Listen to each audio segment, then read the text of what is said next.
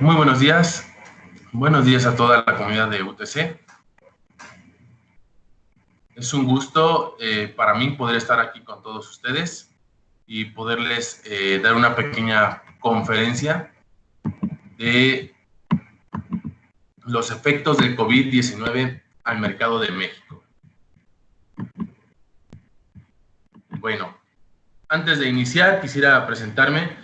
Soy el licenciado Julián Fernández.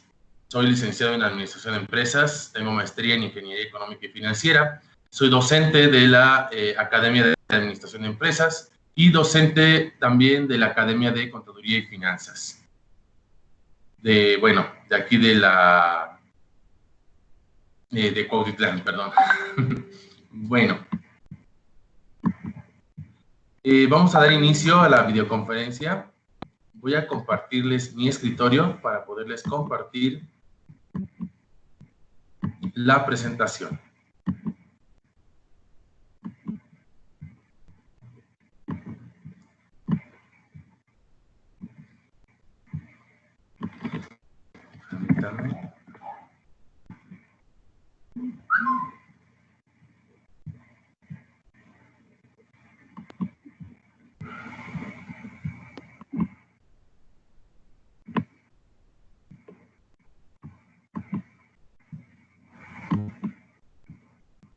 Muy bien. Bueno, vamos a dar inicio a esta videoconferencia. Voy a dar pautas o voy a dar espacios de sesión de preguntas y respuestas. Voy a dar 2 espacios para poderlo realizar, ya que vamos a estar viendo una gran cantidad de datos económicos y de mercado que a muchos les puede interesar en su actividad día a día o en su desarrollo profesional. Así es que, bueno, vamos a empezar. Quiero empezar con una frase de Albert Einstein, en donde nos dice que en los momentos de crisis, solo la imaginación es más importante que el conocimiento. Albert Einstein vivió en una etapa de muchas crisis, pues durante la Primera y Segunda Guerra Mundial, y él desarrolló una iniciativa en donde pudo aplicar la situación en donde la imaginación, o nos explica donde la imaginación es más importante que el conocimiento mismo en las situaciones de crisis. ¿Ok? En estos momentos, México y el mundo vivimos una crisis económica debido a la pandemia de COVID-19, y es en este momento en donde nosotros como profesionales y ustedes también como futuros profesionales tienen que desarrollar y desempeñarse con imaginación, creatividad. Bueno, vamos a continuar. Antes que nada, vamos a dar un pequeño recorrido histórico por las crisis económicas que ha vivido México. México, en la época moderna, como le llamamos en la Bolsa Mexicana de Valores, es donde empezamos a implementar más bien se terminó el mercado de viva voz e implementamos la estructura en línea, en sistemas computacionales, el mercado a través de sistemas computacionales. Entonces, una de las primeras crisis, o la crisis que fue previo a este cambio tan grande que tuvo la Bolsa Mexicana, que fue en el 92, fue el famoso o llamado Lunes Negro de 1987. Este se debió a un desplome generalizado en las bolsas de todo el mundo. Bueno, posterior a esto, tuvimos en México el llamado y famoso también, conocido como error de diciembre. Este fue en diciembre de 1994. En esta situación, México se endeudó con bonos con referencia al dólar, desencadenando carencia de reservas internacionales y devaluación del peso. Fue un error de la banca que tuvo en ese entonces y nos llevó a desencadenar una crisis también. Posterior a esto, tuvimos la crisis financiera del 2008, que se desató por el colapso de la burbuja inmobiliaria de las hipotecas subprime en Estados Unidos. Esto ya lo vivimos en la época moderna también y lo seguimos. Algunos sectores siguen viéndose debilitados por esta situación, como el sector vivienda en México y en otros países. Posterior a este, o de manera inmediata, vivimos la influenza en el 2009, que fue la crisis tras la emergencia sanitaria por el virus de la influenza. Y hoy en día, o en la actualidad, vivimos también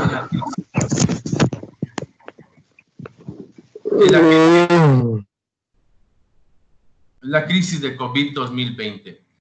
En esta crisis estamos viviendo una cuarentena sanitaria y una suspensión de actividades por el virus COVID-19. Bueno, y como les comentaba, vamos a ver en esta situación datos y números duros para poder visualizar o entender qué es lo que estamos viviendo hoy en día y cuándo se va a ver posiblemente una recuperación de la economía. Durante el lunes negro del 87, la Bolsa Mexicana de Valores vivió un periodo bajista que duró 94 días. Este fue una etapa del 5 de octubre del 87 al 7 de enero del 88. Esto llevó a una caída del 76.6% del mercado. Y un periodo alcista posterior al punto más bajo, como lo podemos observar en la gráfica. Este periodo es justamente los 94 días que les comentaba. Y del punto más bajo a la recuperación al nivel como estábamos previo a la crisis del 87, tardamos 547 días en recuperar nuevamente nuestro mercado. Esto fue una etapa, un periodo del 7 de enero del 88 al 7 de julio del 89. En total, esta crisis duró 21 meses. Esto fue la totalidad de la crisis del 87. Bueno, posterior a esto tuvimos el error de diciembre del 94. Esta crisis, desde su punto más alto al punto más bajo, tuvo una duración de 90 días, que llevó del 29 de noviembre del 94 al 27 de febrero del 95. Y nos dio una caída del 44.2%. Posterior al punto más bajo, visto aquí en la gráfica y en la historia, tuvimos una etapa, un periodo de recuperación de 137 días. Esto fue en un lapso, bueno, en el tiempo del 27 de febrero del 95 al 14 de julio del 95. Esta crisis en total duró 8 meses, como podemos ver, de su punto más alto al punto más bajo y la recuperación para estar en el nivel en que estábamos del punto más alto. En esta crisis existe una película que a mí me gusta recomendar mucho, que se llama Efecto Tequila, o El Efecto Tequila, que trata de un joven que empieza a entrar al mercado de valores, es corredor de bolsa, y justamente le toca el error de diciembre y la crisis, y se ve decaído todos sus sueños, todo lo que él esperaba y todo lo que él buscaba, se ve derrumbado. Sin embargo, él trata de verlo con optimismo y bueno, es una película muy interesante, de una historia muy buena. Les recomiendo verla. Posterior a esta crisis, tuvimos la crisis del 2008 y la crisis del 2009, que fueron continuas. La crisis del 2008, como sabemos, fue por la subprime de Estados Unidos, por el sector vivienda, que fue en nuestro mercado mexicano. Nuestro punto más alto fue el 30 de septiembre del 2008 y llegó a su punto más bajo el 27 de octubre del 2008. Fueron 27 días en donde perdimos el 32.2%. ¿Ok? Fue este lapso. Posterior a esto, tuvimos una pequeña recuperación, no al punto más alto, apenas estábamos en ese crecimiento nuevamente, y fue del 27 de octubre del 2008 al 5 de enero del 2009. Fue un lapso de tiempo de 70 días. En este momento nos tocó o vivimos la crisis por la influenza del 2009, que inició el 5 de enero del 2009 y finalizó tocando su nivel más bajo el 2 de marzo del 2009. Un total o una duración de 56 días, en donde perdimos el 27.1% de pérdida de nuestro mercado. Posterior a esto, tuvimos un periodo de recuperación que fue del 2 de marzo del 2009 al 12 de junio del 2009. Un total de 102 días para recuperar nuevamente el nivel en el que estábamos antes de la crisis del 2008.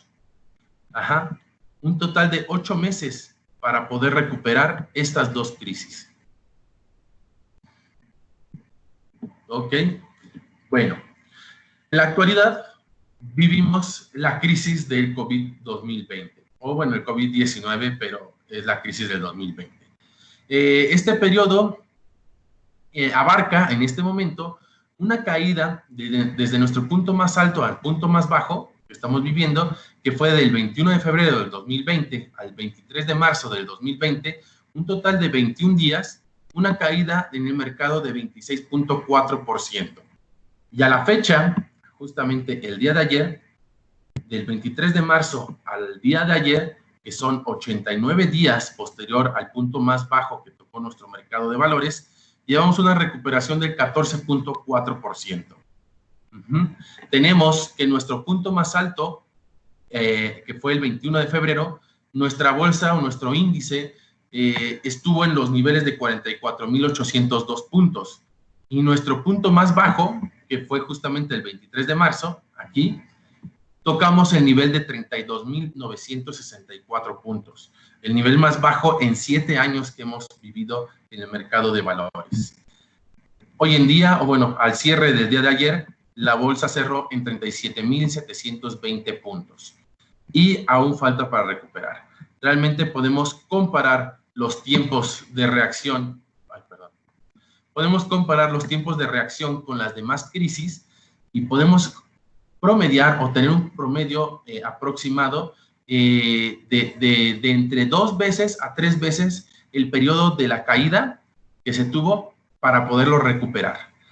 Ahorita ya llevamos 4 veces el tiempo en que se cayó y todavía no recuperamos nuestro mercado como lo teníamos al 21 de febrero.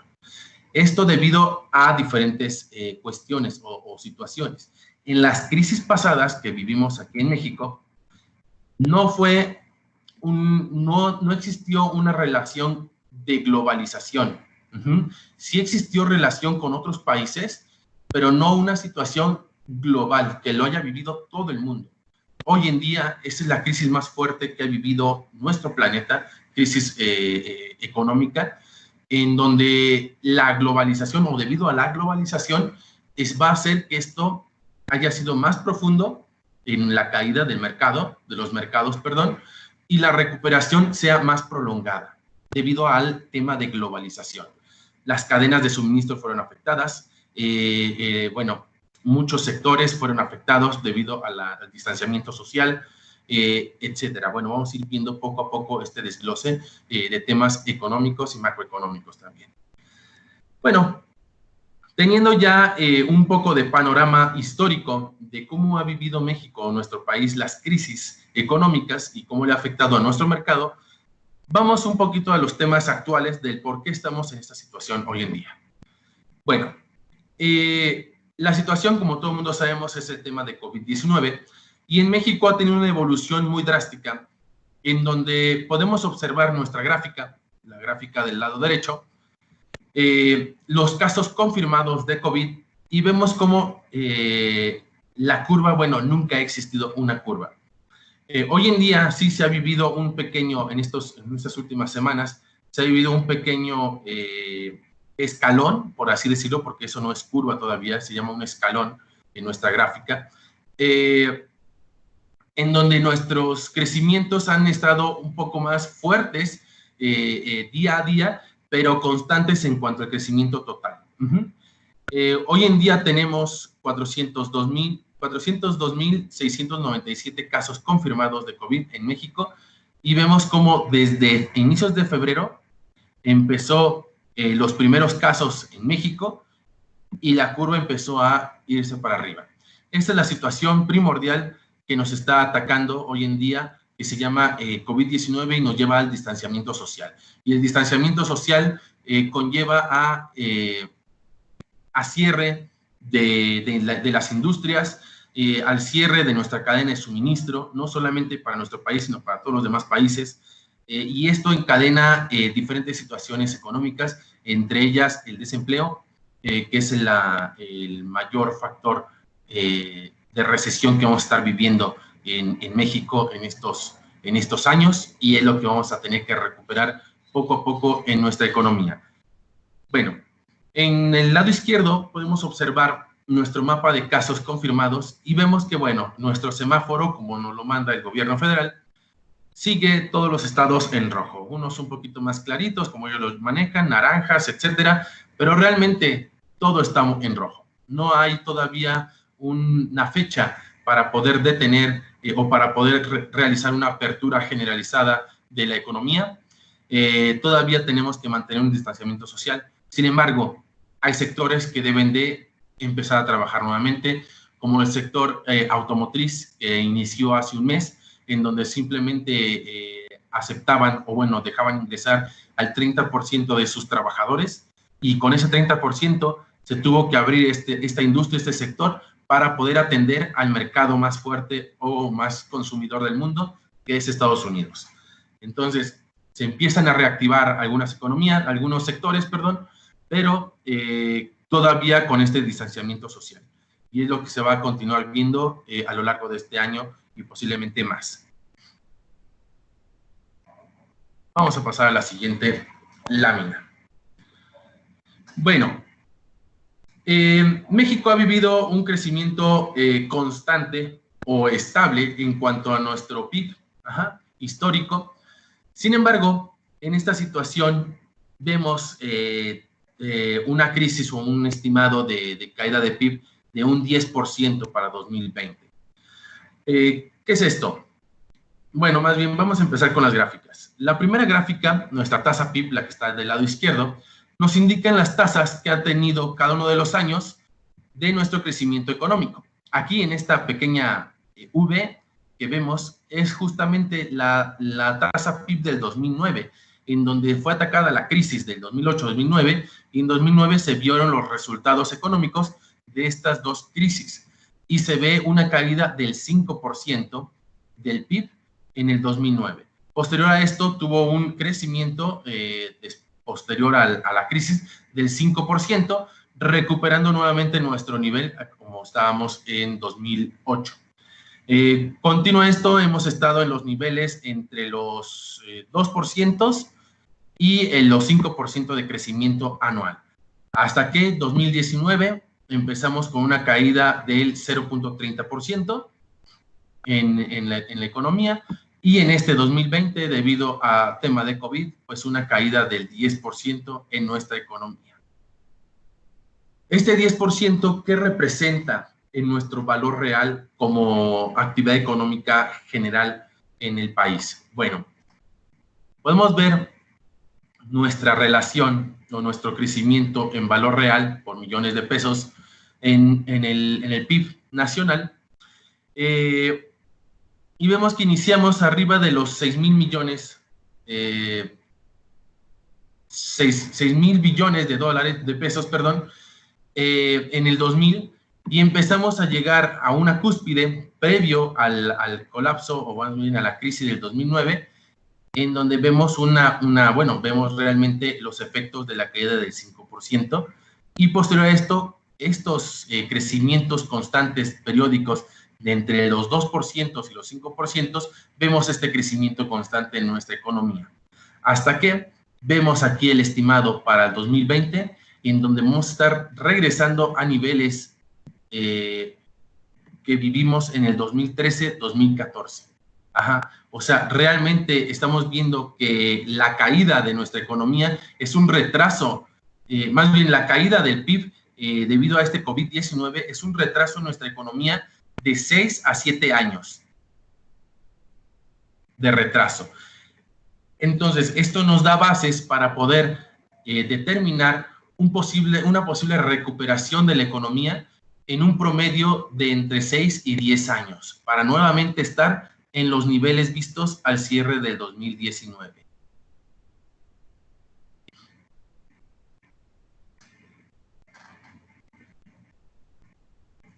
Bueno, pasaremos a la siguiente lámina. Con respecto a esto del PIB, es el primer indicador macroeconómico o el indicador macroeconómico más importante que nos da muchos datos y mucha relevancia en cuanto a la actividad económica de un país. Existen también otras variables macroeconómicas que nos indican mucha relevancia o nos dan muchos datos importantes para poder determinar cómo está la situación económica del país y un posible rumbo de lo que va a poder estar sucediendo en el país.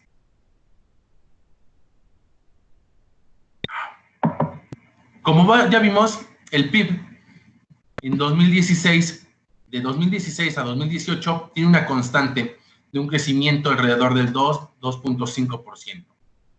2019 fue un año extraordinario, en donde caímos 0.3%. Y 2020, bueno, se estima una caída del 10% para nuestro PIB nacional. Otro dato importante es la inflación. Nuestra inflación se ha mantenido en un rango entre los 3 a los 5%, y ese es un rango estable. Sin embargo, en 2017 vimos un crecimiento de la inflación de 6.8% debido al inicio de la depreciación de nuestro peso mexicano. Posterior a esto, 2019 cerró en un 2.8%, una inflación muy moderada, muy controlada y muy estable para la economía de México. Para el 2020 se estima o estimamos un 3.9% para nuestra inflación. ¿Por qué no estimamos una inflación tan fuerte o tan grande para nuestra economía? Por el trabajo que ha hecho Banco de México.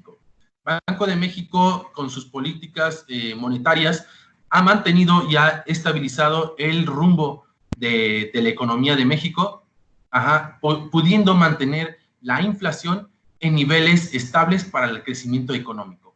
¿Cómo ha hecho esto? Haciendo subastas de dólares y rebajando nuestra tasa de referencia. Son algunas de sus herramientas que puede estar desarrollando para política monetaria, y gracias a estas decisiones de Banco de México podemos estar seguros de que la inflación no se va a descarrilar, no se va a aumentar y va a mantenerse estable en este periodo de tiempo y a finales de 2020 y para iniciar 2021. Bueno, nuestro tipo de cambio. Nuestro tipo de cambio, como podemos ver, se ha mantenido estable. Simplemente al cierre de 2018 empezamos a ver el crecimiento. Desde el 2017 empezamos a ver el crecimiento del tipo de cambio. Y para el cierre del 2020 mantenemos un estimado de tipo de cambio de 22.71 pesos. Hoy en día está en 29.98 pesos, perdón, 21.98 o 22.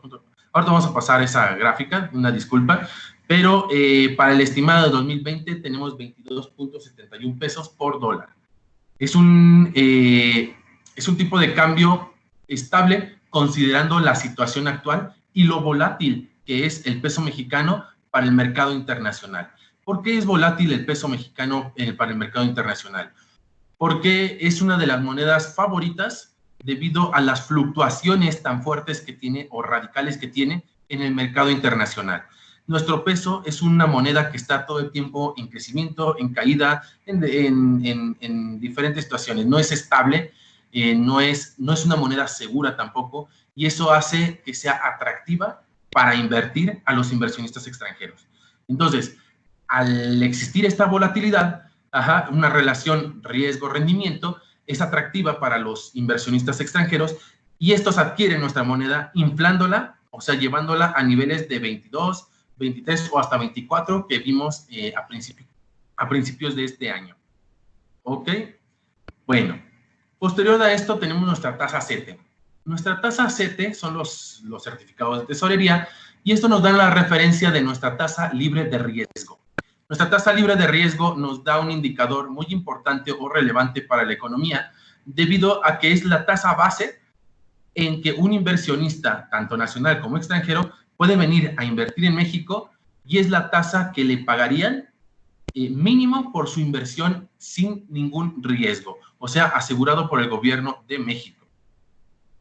Estas son las tasas de referencia, por así decirlo, en el mercado, en donde dan las pautas que a partir de estas, arriba de estas tasas, son buenas inversiones para cualquier sector o cualquier área en específico de nuestro país. Vemos cómo ha tenido la evolución de nuestra tasa CETE, y debido a los recortes que ha realizado Banco de México en nuestra tasa de referencia en el 2020 o en estos meses, pasamos de 7.84% en el 2019 a 5.54% para 2020. Hoy en día está una tasa del 5%, la tasa de referencia, y justamente tuvo reunión esta semana el Banco de México y no recortaron más la tasa. Ellos consideran que está estable esta tasa y el mercado lo tomó de buena manera y, bueno, fue un reflejo también de lo que dio la Reserva Federal de Estados Unidos al no disminuir más sus tasas de referencia. Entonces, México todavía mantiene un nivel de inversión libre de riesgo estable, atractivo para los inversionistas extranjeros. Un nivel más abajo, llegando a un 3%, como lo vimos en 2016, es un poco arriesgado, considerando también una caída del 10% del PIB que va a poder estar teniendo nuestro país. Entonces, una tasa del 5%, de 5.5%, es una tasa de referencia, una tasa libre de riesgo estable para que podamos invitar a inversionistas a invertir en México, inversionistas extranjeros y nacionales a invertir en México. Posterior a esto, otro indicador muy importante es el IPC de la Bolsa Mexicana de Valores, que es la canasta de las 35 emisoras más importantes de nuestro mercado, en donde nos indican la fluctuación y la valoración de los inversionistas con respecto al mercado nacional. Vemos que en 2016-2017 manteníamos niveles de 43,000 puntos, en 2018 bajamos a 40,000 puntos, posterior a esto, en 2018 bajamos a 40,000 puntos debido a la incertidumbre que se tenía por el nuevo gobierno que entró al país. Entonces, esta incertidumbre pone nerviosos a los mercados y disminuyen completamente sus inversiones y la caída se vio fuerte en este 2018. Sin embargo, pues bueno, no es una crisis, pero sí fue una caída secuencial debido a esta situación. 2019 recupera nuevamente sus niveles y lo supera ligeramente en 43,500 puntos. Sin embargo, 2020 es otra historia completamente diferente debido al tema de crisis que estamos viviendo y se estima un cierre del IPC en 38,000 puntos. Realmente una caída desastrosa y muy fuerte para nuestro indicador del IPC. Para el cierre del 2021, también estimamos un crecimiento de PIB de 3.1%. Empezamos a ver cómo ya para el siguiente año, 2021, vamos a empezar nuevamente a recuperar nuestros sectores debido al cierre o al final del aislamiento social y vamos a poder estar teniendo nuevamente números positivos. El día de hoy también, para estos datos, se dio a conocer el PIB del segundo trimestre de 2020, el cual cerró en el mes de junio, para México, y fue una caída de PIB del 17.3%. Una caída trimestral del 17.3%.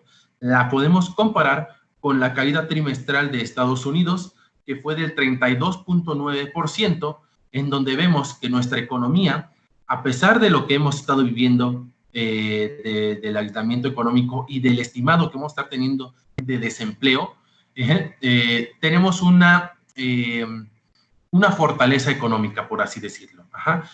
Un escudo que nos ha mantenido en los sectores claves de nuestra economía y nos permite no tener una caída tan brusca como la que tuvo Estados Unidos.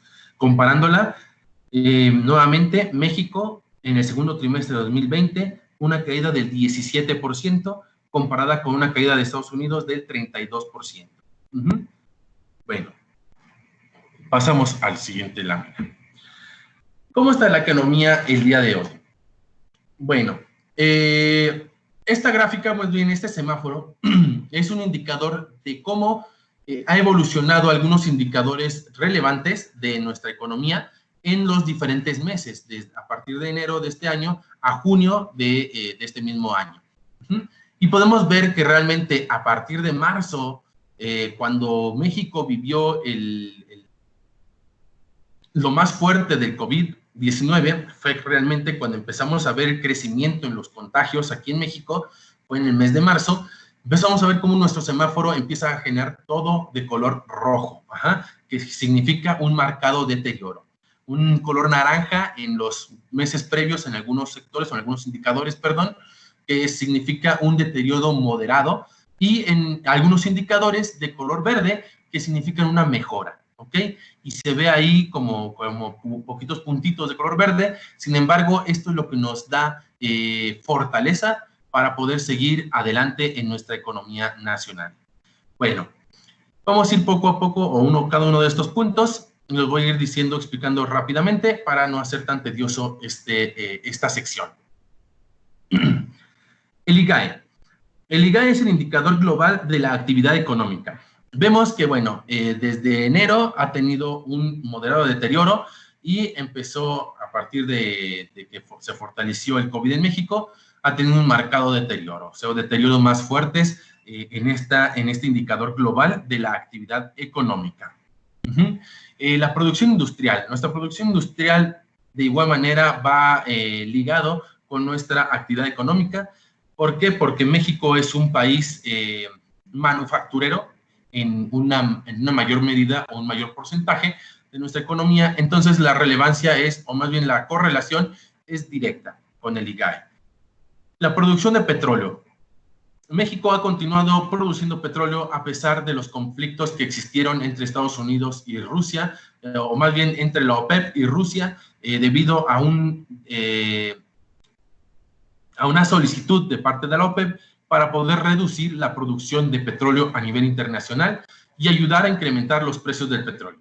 Sin embargo, debido a esta situación, los precios del petróleo, al contrario, han disminuido fuertemente y México ha continuado su producción sin ningún retraso. Hasta el mes de mayo, cuando vemos realmente una disminución en su producción. La producción de automóviles, bueno, como les comentaba, se mantuvo cerrados desde marzo, abril, mayo y junio también se mantuvo cerrado y hasta apenas el mes de junio, julio, empezó a reactivarse el sector automotriz y posiblemente en el mes de julio, agosto, los meses posteriores, veamos ya nuevamente un deterioro moderado y poco a poco una mejora en este sector. Pero realmente vemos estos números tan fuertes, por ejemplo, en abril, en mayo, caídas del 98%, 93%, totales debido al cierre total de este sector. Los PMI son índices de los gestores de compras. Existen los PMI manufactureros y los PMI de servicios. Estos dos indicadores nos ayudan a poder saber cómo está la continua actividad, de las compras que generan las grandes empresas en México, o sea, los grandes consumidores de materias primas en México. ¿Para qué? Para poderlo llevar a la industria manufacturera o a la industria de servicios. Y vemos de igual manera deterioros a partir de que se empezó a hacer la crisis de COVID-19. La mezcla de México, esos son los precios por barril en dólares. Vemos realmente cómo está la caída en los precios, cómo está el promedio 12 meses, de $45,000 por barril, y ahorita estamos en niveles de $21 por barril, perdón. Realmente llegó un momento entre abril y mayo, que fue cuando se intensificaron las relaciones entre la OPEP y Estados Unidos, y el precio del barril de Estados Unidos llegó a un precio negativo de $2. Entonces, esto fue un tema histórico. Nunca había sucedido eso. Sin embargo, en mercados de valores, los datos y las cantidades pueden ser fluctuantes hasta niveles negativos para un producto. Las exportaciones automotrices, manufactureras y, en consecuencia, las importaciones, de igual manera, ante el cierre por el distanciamiento social y la afectación en nuestras cadenas de suministro a nivel internacional, vemos realmente un deterioro en estos meses, pero ante una posible reapertura gradual de las economías, vamos a empezar a ver estos tres indicadores ligeramente un moderado deterioro y posterior ya una mejora en estos tres indicadores, que los esperamos ya sean pronto para que la economía deje de estar cayendo tanto. Bueno, también aquí está la venta de automóviles, que se ve el deterioro debido a el freno en cuanto a la producción de los automóviles, de la industria automotriz. Y posterior a este tenemos las ventas de la ANTAD, que son, el ANTAD es el grupo, la asociación de tiendas departamentales, tiendas pequeñas que están asociadas a este indicador y nos dan relevancia de cómo está la actividad en el consumo nacional. Y podemos observar de igual manera ante el distanciamiento social una caída fuerte en este indicador de ventas de la ANTAD, debido a que la gente empezó a hacer compras de pánico, como lo pudimos observar en los primeros meses, en los meses de febrero, marzo, y posterior a esto, pues un deterioro completo en la adquisición de productos. Solamente se dirigió el consumo en productos de primera necesidad e higiene personal. El número de empleados o el número de asegurados del IMSS es otro indicador muy importante porque nos da la tasa del empleo aquí en México, en donde realmente vemos en enero-febrero crecimientos en el empleo por 68,900 empleados, 123,100 empleados, y posterior a esto, marzo, abril, mayo y junio, deterioros tan fuertes que vimos en abril, de una caída en el empleo de 500,000 empleos en un solo mes, y en mayo de 300,000 empleos en un solo mes. Junio ya empieza a reducirse la cantidad, pero realmente vemos una fuerte caída continua de 83,000 nuevos empleos, 83,000 empleos perdidos en el mes de junio. Esto continuará debido a que, aunque se abran las industrias, está la ley de que tenga que hacerse con el 30% de su capacidad, entonces va a existir mucho desempleo todavía. Realmente estimamos una pérdida de 7 millones de empleos para México. Realmente 7 millones de empleos para México por esta crisis, pues si sumamos estas cantidades ya superamos el millón de empleados, más bien de desempleados en este periodo. Las remesas familiares. Las remesas son las que nos envían nuestros paisanos trabajando en Estados Unidos, que son dólares que nos mandan a las familias que todavía estamos aquí en México, y este es un ingreso muy grande, muy fuerte para nuestra economía mexicana, porque son dólares que están entrando a nuestra economía y ayudan a impulsar el consumo en nuestro país. Y bueno, vemos que realmente ante esta situación, nuestros paisanos, aunque también ellos están sufriendo la situación, mandaron más dinero, más remesas para poder ayudar a sus familias debido a la situación que estamos pasando. Perdón. La inflación al consumidor, de igual manera, ya vimos un poco de este tema, vemos que se ha mantenido, o más bien que se ha mejorado, perdón. ¿Por qué? Porque el consumo ha disminuido fuertemente y se ha dirigido, aparte de disminuirse el consumo, se ha dirigido a ciertos productos, que son los productos de primera necesidad y los productos de higiene personal.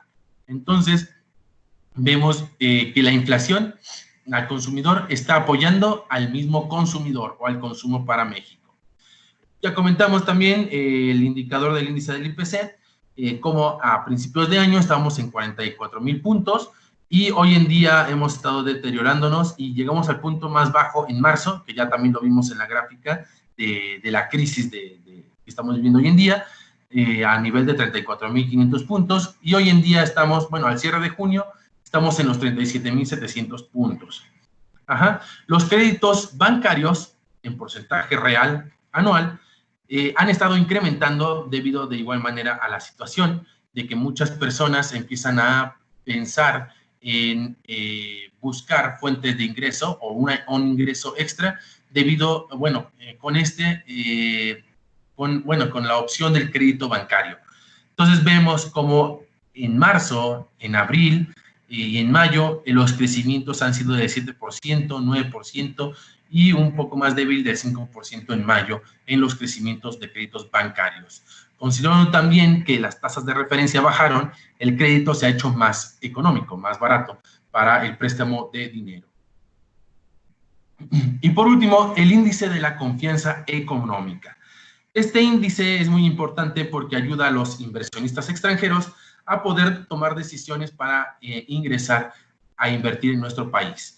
Y vemos realmente el deterioro a partir de marzo, que ha llegado, estos son puntos base, que han estado llegando a los 43,000 puntos, 42,000 puntos, y en junio un crecimiento, sin embargo, un continuo deterioro, perdón, de 48 puntos.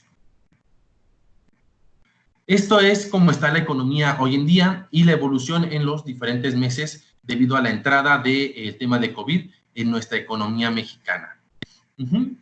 Bueno, esto es realmente la afectación que ha tenido nuestra economía debido a los efectos del COVID-19 en nuestro país. Bueno, continuamos. Las actividades afectadas o las actividades más afectadas por el confinamiento social debido al COVID-19 están señaladas aquí. Los sectores más dañados tenemos, por ejemplo, el comercio discrecional, entre ellos ropa, calzado, los espectáculos, entre ellos el cine, los teatros 100% cerrados, las tiendas departamentales, entre ellas zapaterías, fitness, joyerías, etcétera, establecimientos de comida, bueno, de estar social y de alimentación, como por ejemplo heladerías, cafeterías, restaurantes, la industria del acero y los químicos también cerrado, la construcción, el sector cementero, el vidrio, las cadenas y los centros comerciales, como son dentro de ellos la electrónica de gama baja, la línea blanca, los enseres mayores, la industria pesada, los utensilios de cocina, enseres domésticos, electrónica de gama baja, ya lo repetí, perdón, muebles. Entre la actividad nocturna, por ejemplo, también puede estar los bares, los centros nocturnos, los hoteles, bueno, también aquí desde el punto de vista automotriz, las refacciones, la industria del acero también se vio afectada, las distribuidoras automotrices, las refaccionarias, perdón, nuevamente una disculpa, y la fabricación de equipo. Estos son de las actividades que tuvieron el golpe más fuerte debido al distanciamiento o el confinamiento social por el COVID-19. En contraparte, así como siempre hay situaciones negativas, siempre hay una contracara, una contraparte en donde hay sectores que se ven beneficiados. Entre ellos estuvo el consumo no discrecional. Entre ellos estuvo el consumo básico, los enlatados, los granos, las salsas, los chiles, los saborizantes, el agua embotellada y las harinas. Esto tuvo un crecimiento muy fuerte debido a que son productos de la canasta básica, como ya habíamos comentado, y son productos de consumo. Las pizzerías a domicilio tuvieron un crecimiento o van a estar reportando crecimientos muy fuertes en las franquicias de pizzería a domicilio. Las harinas horneadas, como ya comentábamos, los alimentos para llevar, las taquerías también, pinturas y casas de materiales, servicios profesionales también, los servicios médicos, las farmacias, un incremento en sus ingresos y en su actividad, transporte de mensajería y los envíos, totalmente. Hoy en día podemos estar hablando de un caso muy importante que es Mercado Libre y cómo observamos que el año pasado sus comerciales se limitaban a YouTube y hoy en día ya encienden la televisión y sus comerciales ya están en televisión abierta. Esto nos indica un crecimiento muy fuerte para esta empresa debido justamente a este confinamiento social y a los servicios que esta empresa da a los usuarios. De igual manera, la electrónica de gama alta se vio beneficiada, los promocionales, la higiene y el papel, las telecomunicaciones y los medios de comunicación se vieron beneficiados. Por otra parte, existieron sectores o actividades económicas que no se vieron ni afectadas ni beneficiadas, sino simplemente de una manera neutral. Continuaron su actividad sin ningún problema. Estos son accesorios de cómputo, el marketing tradicional, el transporte unilínea, las tortillerías, las bebidas, tanto alcohólicas como desaborizadas, las galletas, la reparación del hogar, los servicios bancarios, como comentábamos, el diseño web, las harinas de levadura, la carne, el huevo, las vulcanizadoras y los servicios mecánicos continuaron estables y neutrales. Bueno, continuando esto, un poquito de datos de los sectores más dañados. Tenemos en primera el sector que se va a ver más dañado. Aquí ya podemos ver una gráfica en donde tenemos un estimado para el cierre de 2020. Y el sector más dañado es el de servicios de esparcimiento culturales y deportivos. Debido al distanciamiento social y al cierre de todas estas actividades, pues bueno, esta situación, o más bien este sector, va a estar cayendo fuertemente al cierre del 2020. Y realmente vemos cómo tenemos de igual manera como en el caso del PIB, la relación de su crecimiento constante. Sin embargo, a principios del 2008 empezamos a ver alguna desaceleración en el sector. Vemos la desaceleración, y hoy en día, o más bien para el cierre del 2020, tenemos un estimado de una caída del 20% para este sector o esta industria. Y realmente vamos a estar regresando a niveles muy fuertes o muy deteriorados, en niveles desde el 2006 que no veíamos en cuanto a valor real para este sector. Es muy importante ver estos indicadores. ¿Por qué? Porque nos dan información y datos muy fuertes para poder tomar decisiones en nuestro día a día. Al final les voy a dar unas conclusiones muy importantes que les va a ayudar a los muchachos que nos estén escuchando. Otro de los sectores que se vio muy afectado, o se va a ver muy afectado también, son los servicios de alojamiento temporal y de preparación de alimentos y bebidas, o sea, los hoteles y los restaurantes. Este sector se estima con una caída para el 2020 del 15% en el PIB. Y realmente estos sectores se ven muy afectados por los temas de distanciamiento social, como podemos ver en la caída que tuvo del 10% en el 2009 también. Y bueno, es un sector muy fuerte que en cuanto terminó esto, o en cuanto terminó el distanciamiento social, nuevamente regresó a números números positivos para recuperar el sector.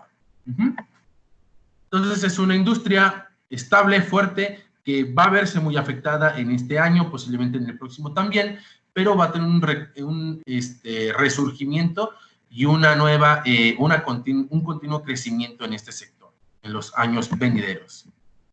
Otro de los sectores muy importantes que se va a ver muy decaído es el sector construcción. Lo estimamos con una caída del 14%, y vemos realmente que es un sector muy volátil porque sube, baja, como podemos ver aquí en la gráfica, y sin embargo con un constante crecimiento desde el 2000 al 2008 y una línea horizontal o un marcado comportamiento horizontal desde el 2008 hasta el 2018. O sea, hace una estabilidad en el sector, llegando posiblemente ser su punto máximo y una continua estabilidad en este sector. Sin embargo, para este 2020 vemos una caída muy fuerte que nos va a estar regresando a niveles no vistos desde el 2006 posiblemente. Y bueno, el último sector que tenemos aquí para evaluar es el sector de la industria manufacturera, que lo estimamos con una caída del 9% para el cierre del 2020. Y de igual manera, aunque es la base importante de nuestro PIB, o sea, el grueso de nuestro PIB se alimenta de esta industria, de este sector, vemos realmente los altibajos que ha tenido muy marcados. Y en el 2009, debido a la crisis de la influenza también, vemos la caída del 10%. Sin embargo, en este año, en esta época, por el confinamiento, vemos una resistencia un poco mayor a los temas de confinamiento social que se vieron en el 2009. Y vemos realmente un continuo crecimiento de este sector. Aquí está el 2009, y un continuo crecimiento del sector, una recuperación y posterior crecimiento. Y aquí vamos a estar viendo la caída de lo estimado por el 2020. Sin embargo, vamos a seguir continuando estimando crecimiento para este sector, en esta industria, perdón.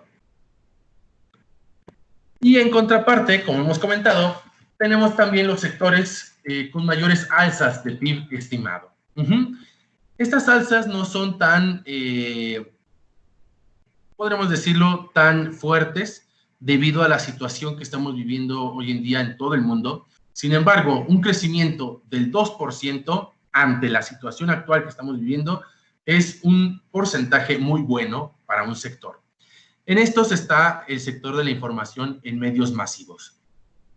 Estimamos un crecimiento del 2% para esta industria y posiblemente, más bien, con un continuo crecimiento de este sector en los años venideros. ¿Por qué? Porque las empresas ya empiezan a ver la importancia de los medios masivos en cuanto a Internet, en cuanto a medios, redes sociales, en cuanto a telefonía, en cuanto a televisión. Esto es lo que engloba los medios masivos. Entonces, la importancia que tuvo este sector o esta parte que en los años anteriores, por lo menos aquí en México, muchas empresas lo hacían de lado porque no era lo tradicional o porque salía de lo que normalmente se hacía o era nuevo y como que no lo tomaban mucho a consideración. Hoy en día lo van a estar tomando mucho a consideración y este sector se va a ir a las nubes. Y vemos realmente cómo su crecimiento ha sido muy estable, muy fuerte y muy marcado, y a partir del 2014 un crecimiento muy fuerte, muy sorprendente para este sector. Ajá. Entonces es un muy buen sector que en los años venideros van a continuar dando buenos resultados. Otro de los sectores que van a tener su crecimiento son los sectores de hospitales. En este 2020 estimamos un crecimiento para el sector de hospitales del 2% también, considerando la situación sanitaria que estamos viviendo. Este es un sector que, como vemos aquí en nuestro valor real, ha mantenido una constante acción lateral y continuará con esta acción. Realmente este es el boom que está viviendo este sector y en los años venideros continuarán estables, no son como el sector previo que vimos que va a tener un crecimiento constante. Este sector no, va a tener más bien una estabilidad en crecimientos moderados para este sector. Sin embargo, es uno de los que van a estar con números positivos para el cierre del 2020. Otro de los sectores es la industria alimentaria. Ajá. La industria alimenticia estamos estimando un crecimiento del 1.67% para el cierre del 2020, en donde realmente hemos visto un constante crecimiento, sin embargo, muy fluctuante en los crecimientos. Nunca hemos estado en un decremento de este sector, a pesar de las crisis. En el 2009 veamos cómo tenemos la crisis y estuvimos realmente en el 0.2%, en el 0.2% de crecimiento, pero hubo crecimiento en el sector. Entonces, vemos aquí la gráfica del valor real y vemos una constancia en el crecimiento de este sector. Nunca hemos ido hacia atrás en esta industria. Entonces, se estima que vamos a continuar con esta fortaleza en este sector, en esta industria. Entonces, bueno, es una muy buena opción en este momento para poder realizar inversiones en ese sector, como por ejemplo ya lo hizo Bachoco al adquirir el mes pasado una empresa de productos cárnicos de cerdo de Sonora. Entonces vamos a empezar a ver pronto ya productos, aparte de pollito, vamos a ver productos de cerdo de marca Bachoco. El último sector que tenemos en terreno positivo es el de transporte de mensajería y paquetería. Realmente este sector también se ha visto un poco marginado en el crecimiento, lento, suave, moderado. Sin embargo, en 2016, 2017, 2018 hemos visto un crecimiento muy fuerte en este sector. Y de igual manera, en el 2009, debido al tema del confinamiento por la influenza, en el 2009, vemos un puntaje, un repunte muy fuerte en este sector. Entonces, estimamos un crecimiento del 0.6% para este sector.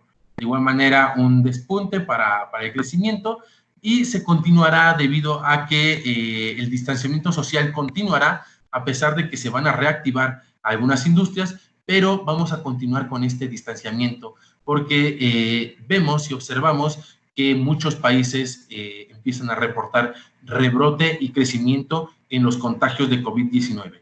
Y bueno, después pasamos a estos puntos, pero las farmacéuticas, los laboratorios farmacéuticos ya están a punto de tener una posible cura. Sin embargo, en este momento que no tenemos una noticia real y verídica de una cura por el tema de COVID, por la enfermedad de COVID, perdón, continuamos con esta tendencia de mayor afectación por el distanciamiento social. Perdón.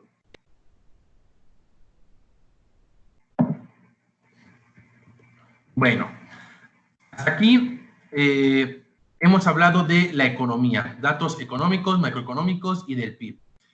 Posterior a esto, tenemos nuestro mercado cambiario.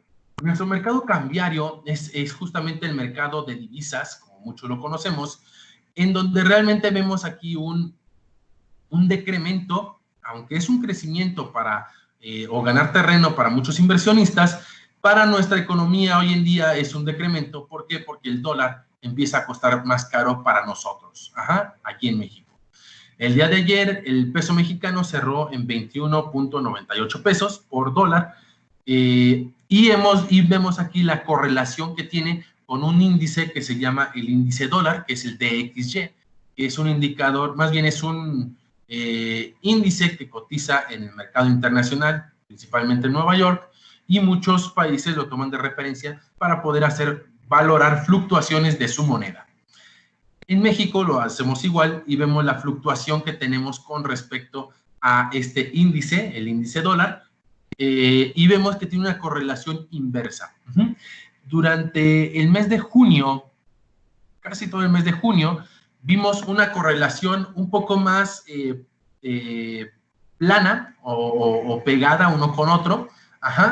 Sin embargo, ya a principios de julio vemos ya la separación de esta correlación y vemos que el índice dólar va a la baja, o sea, se empieza a apreciarse, empieza a ganar más valor y nuestro peso mexicano empieza a ir a la alza ligeramente, que no es tanto, va de manera horizontal. Y realmente aquí es donde vemos la debilidad de nuestro peso con respecto a el índice dólar. Entonces esta correlación continuará y mientras más baje el índice dólar, nuestra correlación va a estarse pegando un poquito más. Entonces vamos a estar viendo niveles posiblemente de los 21 pesos a finales de este año, como bueno, ya lo había comentado el estimado para el cierre del tipo de cambio para este año. Entonces la correlación va a ir poco a poco ajustándose, como veníamos viendo aquí en el mes de mayo, una correlación, y aquí se va a continuar esta correlación de manera horizontal y un poco más a la baja, o sea, recuperando un poco más nuestro nivel. ¿Ok? Bueno, aquí llegamos a nuestro mercado accionario. Nuestro mercado accionario es justamente el indicador más importante, es el IPC, que es el de la Bolsa Mexicana de Valores, y tenemos ya hoy en día otro indicador que se llama el indicador VIVA, que es el de la Bolsa Institucional de Valores. Es la segunda bolsa que hoy en día está en México operando.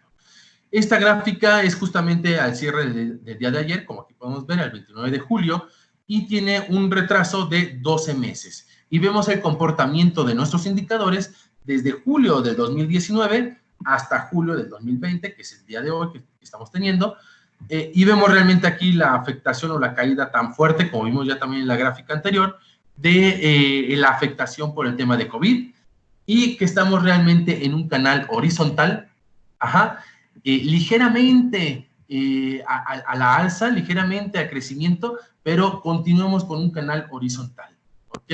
Esto realmente todavía no se ve en qué momento vamos a poder estar teniendo recuperación o un despunte de nuestra economía, y menos si fueron desfavorables los reportes que acaban de terminar de las emisoras del segundo trimestre del 2020, que fueron unos reportes muy deteriorados, debido también al tema del distanciamiento social y la afectación de las cadenas de suministro.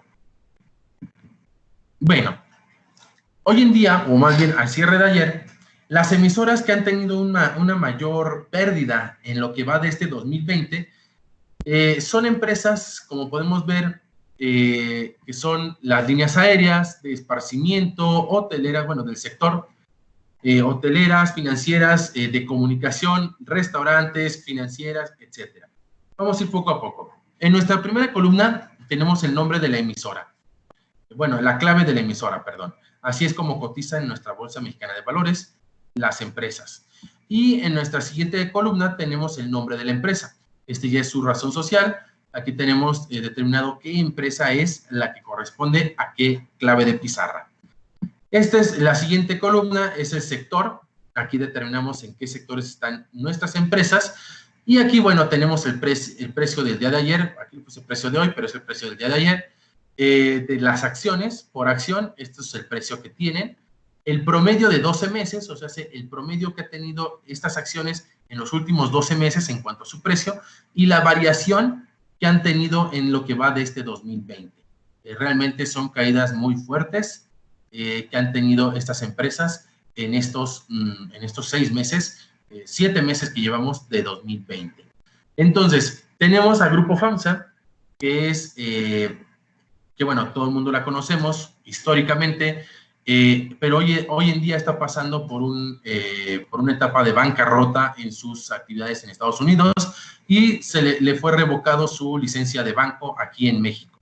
Entonces, ante esta situación, muchos tenedores, o sea, inversionistas, salieron de esta empresa para poderse proteger de una posible quiebra de esta empresa aquí en México. Entonces, por eso la caída tan fuerte del 84.30% en lo que va del año.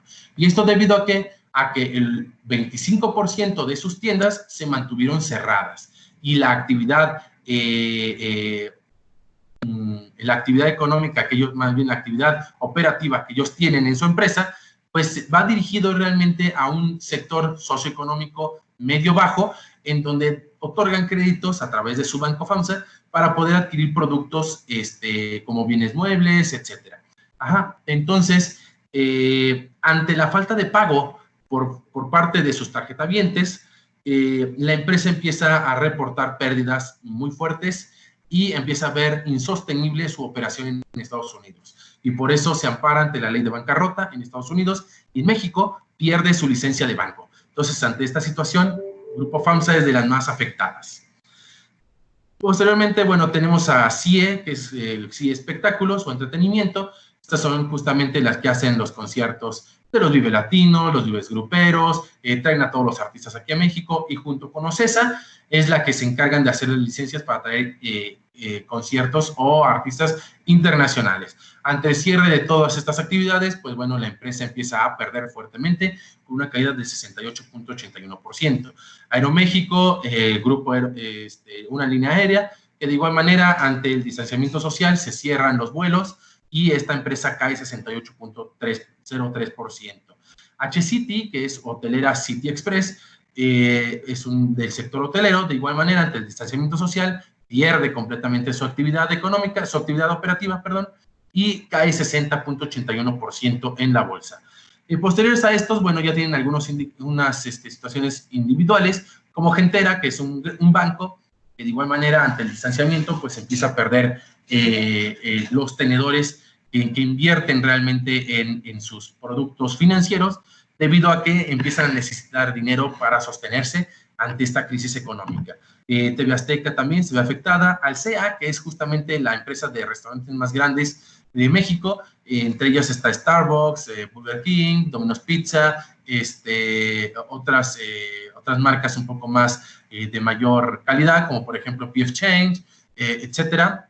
Entonces, ellos deben de cerrar su actividad, y a pesar de que cerraron su actividad, no debieron haber caído tanto. Sin embargo, esta empresa en el 2019 adquirió la licencia o la franquicia madre para poder operar de manera exclusiva los Starbucks en España, en Francia y en Luxemburgo.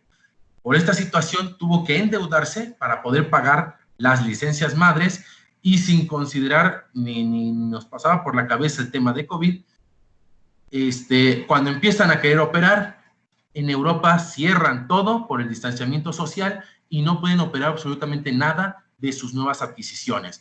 Y ellos consideraban que debido a las adquisiciones, el flujo de efectivo por esas nuevas adquisiciones les iba a permitir pagar el crédito que solicitaron para poder pagar. Bueno, con ese flujo de efectivo iban a poder pagar el crédito que solicitaron para poder pagar la adquisición de esas áreas geográficas para Starbucks. Entonces, se les va todo abajo su plan completamente, y es por eso que tiene una caída del 54.6% en nuestro mercado. Bueno, vamos a pasar a las empresas con mayores ganancias en este 2020. También, así como les comentaba, hay contrapartes. De un lado van caídas, en otro lado hay ganancias.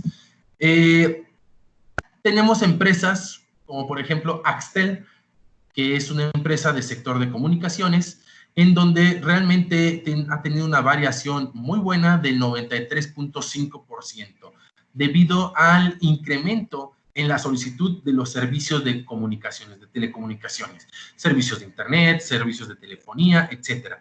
¿Para qué? Para que el distanciamiento social pueda hacerse de manera adecuada en los hogares de cada una de los trabajadores, de los estudiantes, etcétera. Entonces, ante estas necesidades, incrementan los ingresos para este tipo de empresas. En segundo lugar, tenemos a Industrias Peñoles, que es una minera, está en el sector de minería, y esta empresa se ve beneficiada debido al incremento de los precios de los metales, de la plata y del oro en los mercados internacionales. Entonces, al existir también mayor demanda en los productos de oro y de plata, debido a la búsqueda de inversiones refugio, entonces estas empresas empiezan a crecer fuertemente. Tanto así que crecen en lo que va del año un 72.7%. La Comer, que es una empresa de retail, que es comercial, del sector comercial, todo el mundo la conocemos.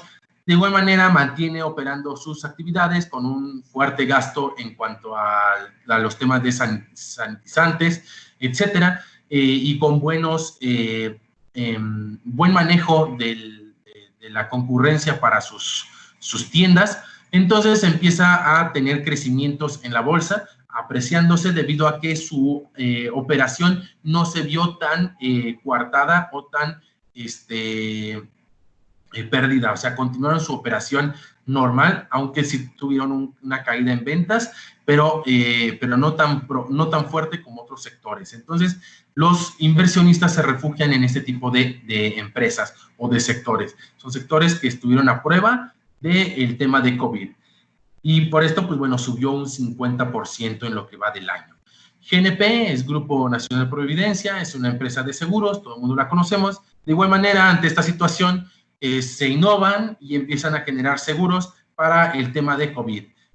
Asegúrate para que, si en dado caso de que te llegues a enfermar de COVID, tú ya seas asegurado y por situaciones extremas tengas que pagar gastos de hospitalización o gastos funerarios o mantener a tu familia estable. GNP dio ese tipo de servicios para que las personas pudieran contratarlo y asegurar este tipo o esta probabilidad que pueda estar sucediendo en diferentes familias en México. Entonces, ante este incremento en los ingresos por este tipo de productos, pues crece un 36.5%. Gruma, que es la empresa de alimentos, que todo el mundo también la conocemos, debido a que sus productos son de primera necesidad, productos alimenticios, pues bueno, su operación creció muy fuerte, aumentó y tiene un crecimiento del 32.8%. Minera Frisco, de igual manera como Grupo Peñoles, Industrias Peñoles, también tuvo este crecimiento del 28.3% debido a que es una empresa minera que extrae metales y debido a la apreciación de estos metales, pues tienen este crecimiento en lo que va del año. El Grupo Cuervo, que se llama Becle, es una empresa de bebidas, todo el mundo la conocemos por sus tequilas muy famosos, y de igual manera tuvo un crecimiento debido a que sus ventas en el área de Estados Unidos incrementaron de una manera extraordinaria debido al confinamiento social. La población de Estados Unidos, al verse en una situación de encerrarse en casa, de distanciamiento social, pues aprovecharon la situación o el momento para tomarse sus buenos alipuses. Entonces, el crecimiento en ventas para esta empresa la ayuda a tener crecimientos en la bolsa del 25%. Genoma Lab o Genoma Lab Internacional es una empresa de productos dirigidos al sector salud, y debido a la situación de la pandemia, pues bueno, también está teniendo buenas ventas y crece un 24.3%. Al igual que Bimbo, es una empresa que todo el mundo la conocemos, alimentos alrededor del mundo. Entonces sus operaciones crecen debido a la solicitud o la búsqueda de este tipo de productos por parte de la sociedad, de la comunidad, y crece un 22.3% en bolsa. CITES, que es Telecites, de igual manera, esta da el servicio básico para las empresas de telecomunicaciones, como por ejemplo ponen renta antenas, satélites, etcétera. Entonces esta empresa, por obvias razones, incrementó su operación y crece un 19.6% en lo que va del año. Bueno, continuamos con un análisis técnico del IPC. ¿Qué es esto? Un análisis técnico nos da una referencia directa o rápida para poder determinar la acción a tomar para una decisión de compra o venta en diferentes tipos de plazo en un indicador o en alguna empresa. En este caso es el indicador del IPC de nuestra Bolsa Mexicana de Valores y vemos que el IPC puede confirmar una compra de corto plazo al cierre de julio.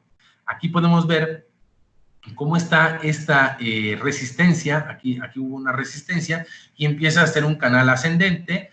En su primera resistencia, genera su segunda resistencia y justamente en esta segunda resistencia que va a estar tocándola entre hoy y mañana, empieza a generarse una recomendación de compra. ¿Por qué? Porque va a tener nuevamente este crecimiento, esta curva, este muñón, aquí en esta sección. Entonces es un buen momento de adquirir el indicador del IPC en sus inversiones, en sus portafolios, porque va a detonar un crecimiento en el corto plazo. Esto no es ya a partir de aquí vamos a crecer, no. Esto es el comportamiento del mercado, no es realmente los temas fundamentales del mercado.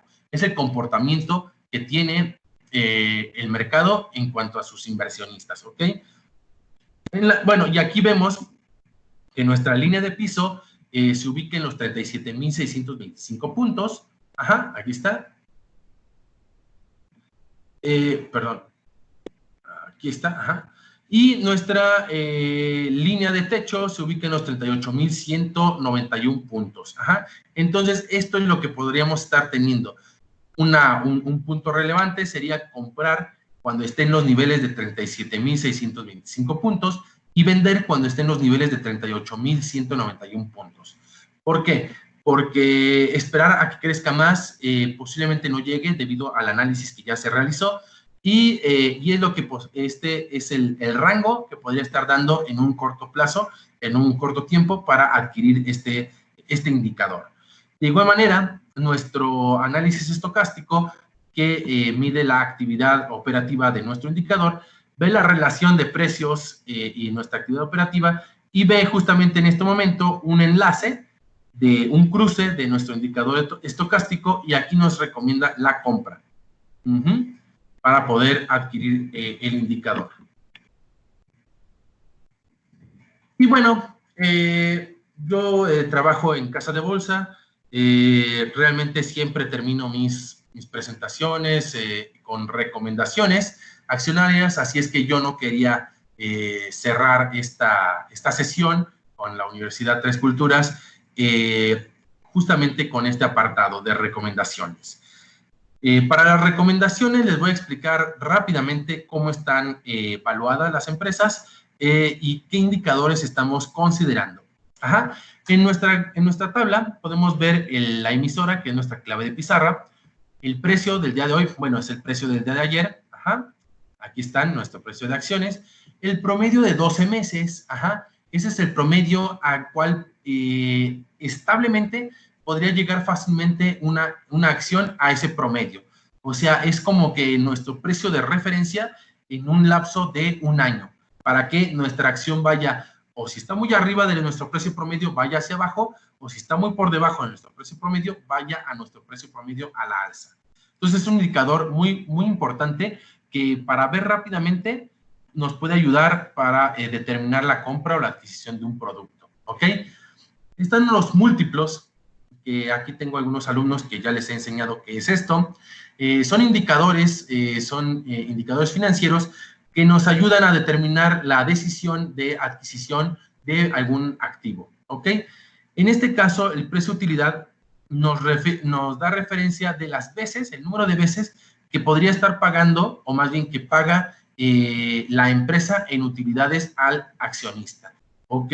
Por ejemplo, bueno, ahorita vemos los ejemplos. Vamos a indicar poco a poco cada uno de estos. ¿Ok?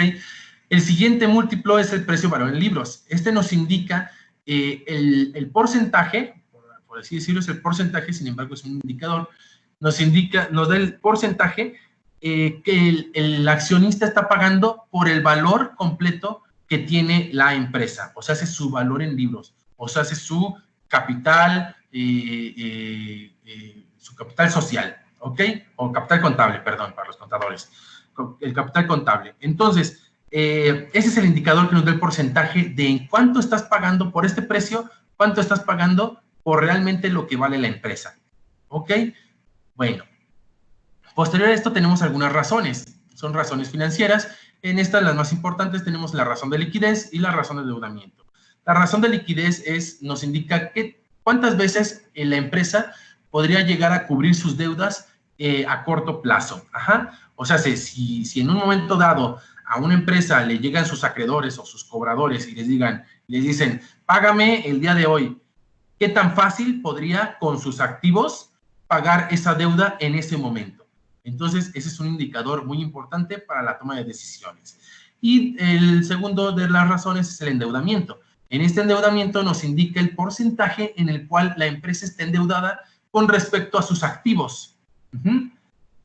O sea, qué porcentaje de su empresa o de sus activos debe a sus pasivos o a sus acreedores, exactamente.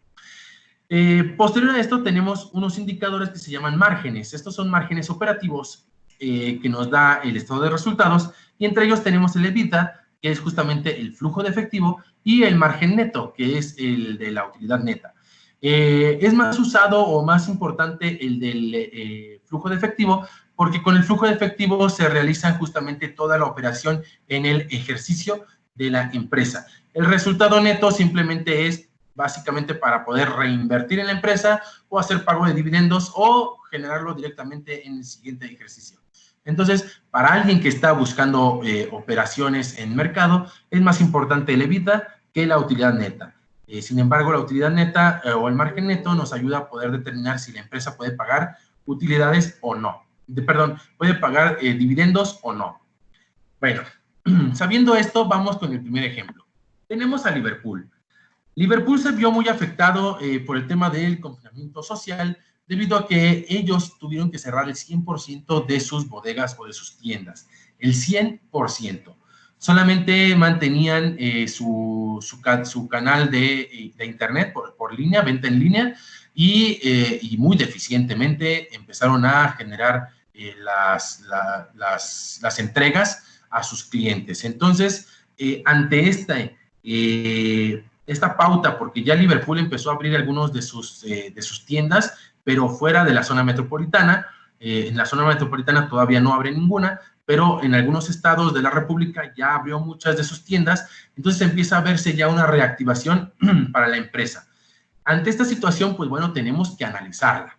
Y bueno, vemos que su precio al día de ayer está en 57,64 centavos y su precio promedio de 12 meses está en 84 pesos con 10 centavos.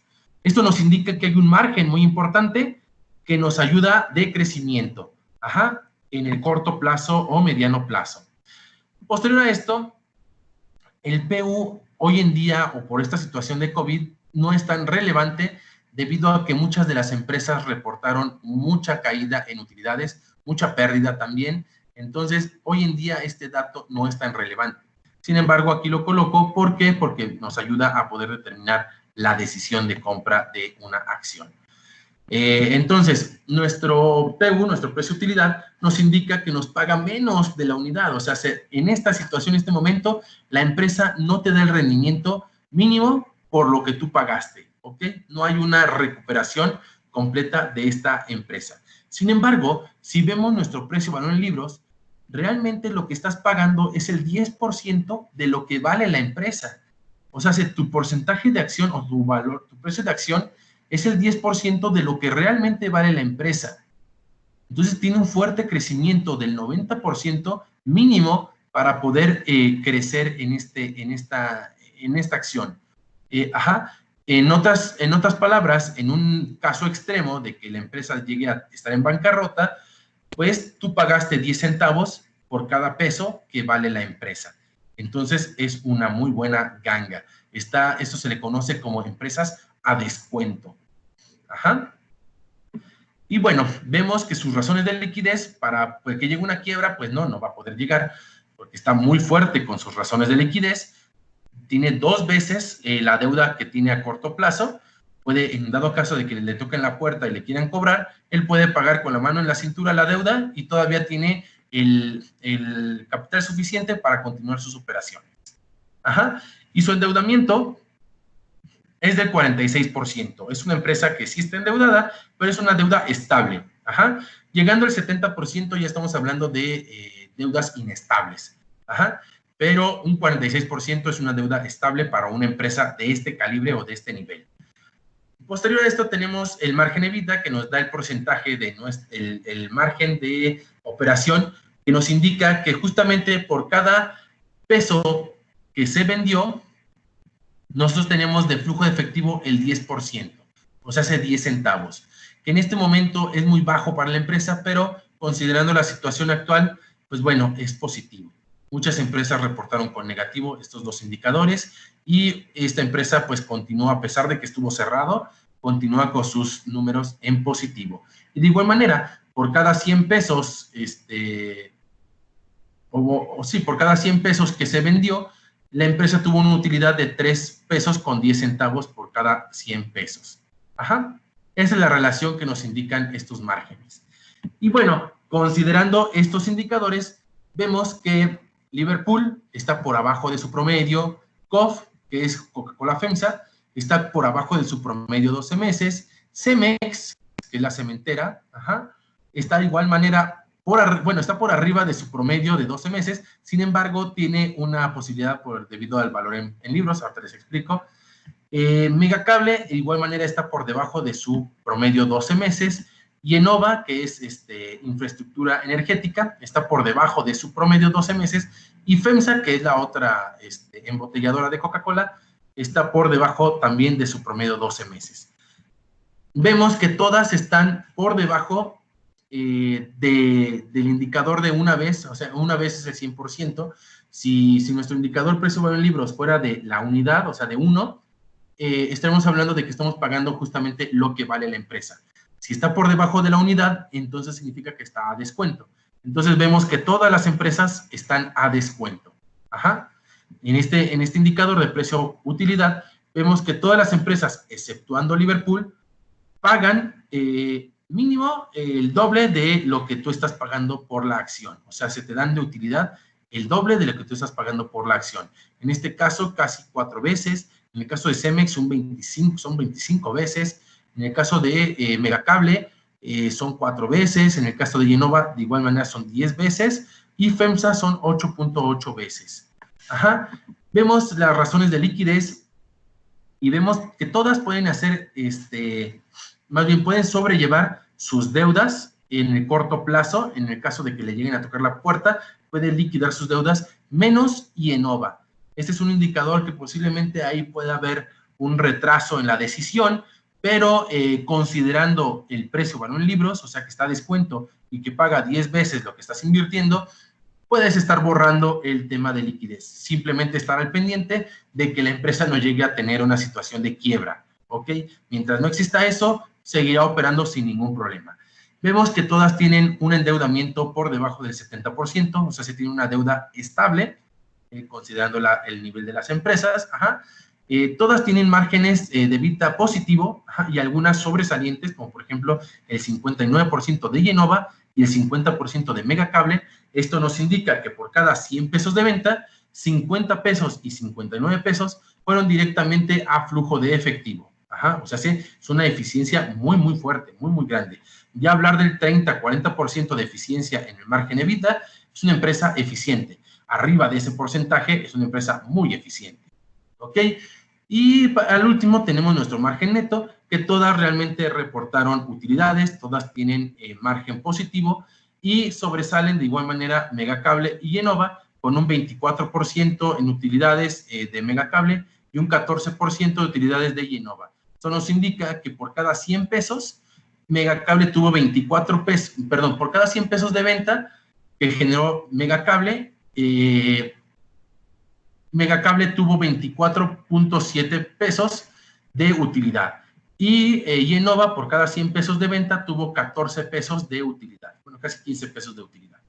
Entonces, ante estos datos y ante esta explicación y este análisis rápido, podemos determinar recomendaciones de compra para acciones. Y se recomiendan en este momento, debido a los indicadores que estamos viendo, a Liverpool, a COF, a Coca-Cola FEMSA, a Cemex, a Megacable, a Yenova y a FEMSA.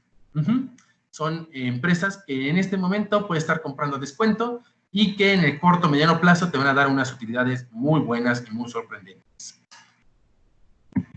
Y bueno, para finalizar, en mi casa de bolsa, bueno, en nuestra casa de bolsa, pensamos que siempre tenemos que dar una señal.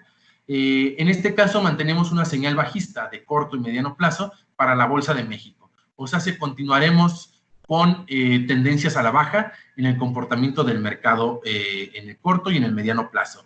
A pesar de que en el análisis técnico vimos una posible compra, esto debido al comportamiento de los inversionistas. Y esto se puede resumir posiblemente en el tema de que están comprando, haciendo compras de oportunidad, como las empresas que les comenté anteriormente. Son compras de oportunidad. ¿Por qué? Porque sus indicadores están por debajo de sus niveles normales de operación.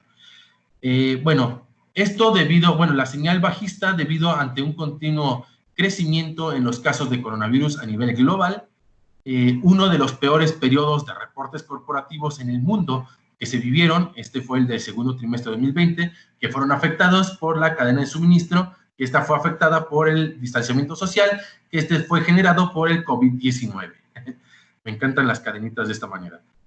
De igual manera, esta tendencia bajista es por una continua tensión geopolítica entre Estados Unidos y China, que han tenido conflictos muy fuertes en lo que va de este año y no sabemos hasta dónde puede estar terminando. Entonces, simplemente es la tensión geopolítica que tienen estos dos países.